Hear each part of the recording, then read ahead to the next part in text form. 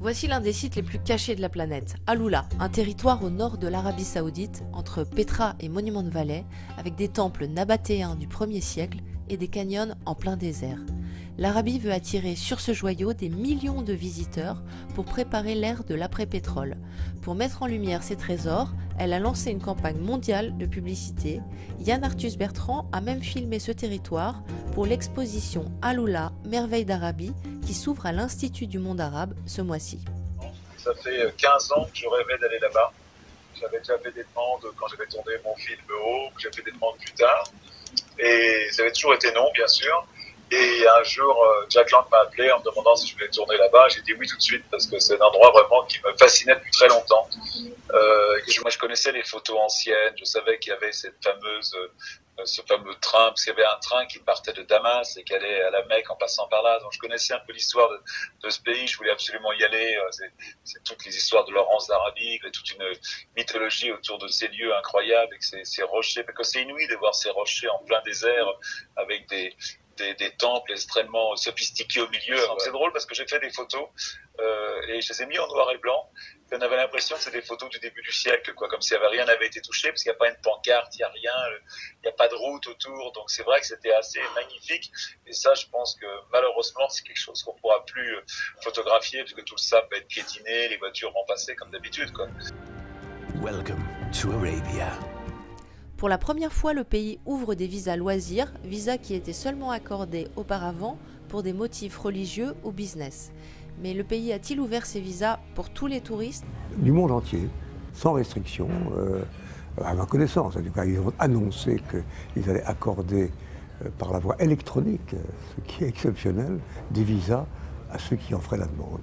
Ce qui est entrepris pour la culture est inimaginable pour moi. Il y a 1 an ou 2 ans, ce n'était pas pensable. Partout dans le pays, des musées voient le jour, des salles de cinéma s'ouvrent, des concerts s'organisent. C'était impensable. Donc, il y a des ouvertures. Alors, moi, personnellement, je suis un militant des droits de l'homme, et vous imaginez bien que je n'approuve pas les décisions qui peuvent être contraires aux droits de l'homme. Je pense que le pari que nous faisons sur la culture et l'éducation est un pari qui permettra sans cesse de faire progresser les droits et les libertés, par exemple les droits des femmes.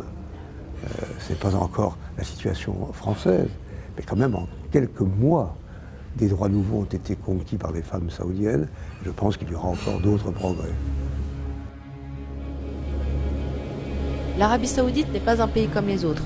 Monarchie absolue, droits civiques bafoués, discrimination des femmes, la polémique est brûlante et en même temps, le pays montre des signes d'ouverture. Alors, est-ce que vous êtes prêt à faire du tourisme en Arabie Saoudite? On a posé la question aux Parisiens.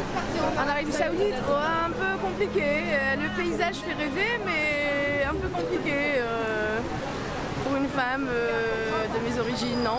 L'Arabie Saoudite. Qu'est-ce qui est compliqué pour vous? Ne serait-ce que de fumer dans les rues. Enfin, voilà.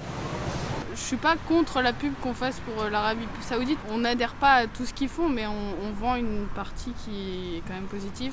On fait vivre des ménages, on fait vivre des commerces de cette manière. Donc, Enfin, ce qui me choque surtout, c'est effectivement d'aller faire du tourisme en Arabie Saoudite. Ça me choque effectivement d'alimenter économiquement le régime et de cautionner d'une certaine manière. Alors, l'Arabie Saoudite a régulièrement recours à des châtiments cruels et inhumains. Par exemple, une femme peut être lapidée si elle est coupable du crime d'adultère, selon les règles du royaume. Un blogueur, tout simplement, peut être condamné à 1000 coups de fouet pour avoir posté des informations sur son blog. Beaucoup d'infractions donnent lieu à des peines, des châtiments très très durs. Donc la lapidation, les amputations aussi, la flagellation. Donc effectivement, l'Arabie Saoudite a malheureusement recours à ce genre de châtiments cruels et inhumains de manière très régulière. Alors, en Arabie Saoudite, il y a une volonté affichée d'ouverture, une stratégie de communiquer sur l'ouverture. En réalité, on a un pays qui est complètement verrouillé de l'intérieur. Vos prochaines vacances? Elles sont l'été prochain, mais voilà, ce ne sera pas l'Arabie Saoudite, c'est certain.